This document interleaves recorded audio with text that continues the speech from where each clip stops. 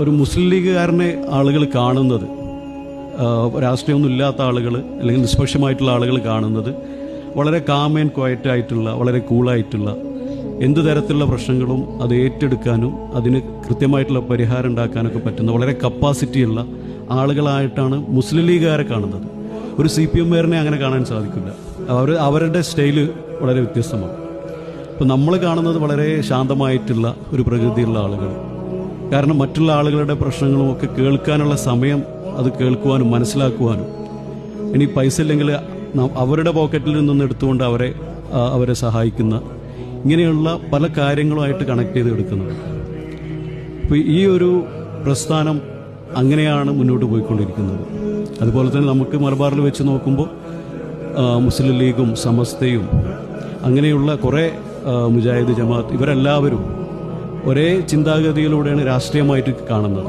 ഇപ്പോൾ സമസ്തൻ്റെ ആളുകൾ എന്ന് പറഞ്ഞാൽ മുസ്ലിം ലീഗിൻ്റെ അതേ കാഴ്ചപ്പാടാണ്. ഇപ്പോൾ മുജാഹിദിൻ്റെ ആളുകളും ലീഗിൻ്റെ അതേ കാഴ്ചപ്പാടാണ്. മുജാഹിദ് എല്ലാവരും അങ്ങനെ ഒരേ രീതിയിൽ കാണുന്ന ആളുകളാണ്.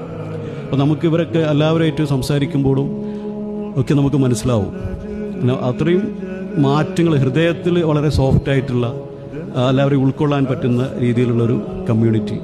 ഈ കമ്മ്യൂണിറ്റി അതുപോലെ തന്നെ ഈ ഒരു ചിന്താഗതി ഈ ഒരു രീതിയിൽ നിലനിൽക്കേണ്ടത് നമ്മുടെ ആവശ്യമാണ്, പ്രത്യേകിച്ച് മുസ്ലിങ്ങളുടെ ആവശ്യമാണ്. അപ്പം ഷാഫി സാഹിബ് പറഞ്ഞതുപോലെ തന്നെ നമ്മുടെ ഈ ഹാർമണി, ഒരു കമ്മ്യൂണൽ ഹാർമണിയോ വട്ടോ എന്തും നിലനിർത്തുന്നത്, അതിനെ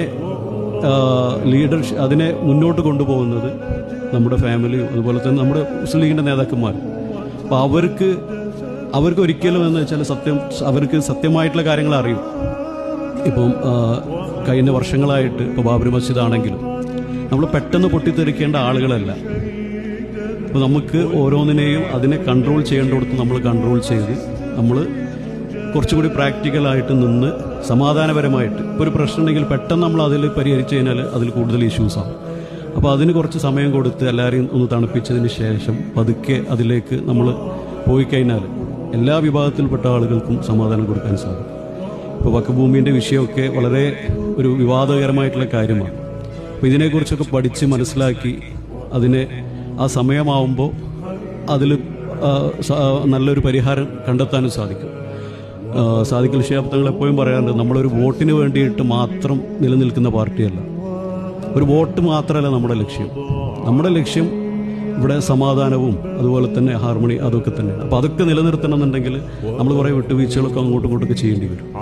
അത് അൾട്ടിമേറ്റായിട്ട് നമുക്ക് ഭാവിയിൽ അതിൻ്റെ ഗുണങ്ങൾ നമുക്ക് ലഭിക്കും.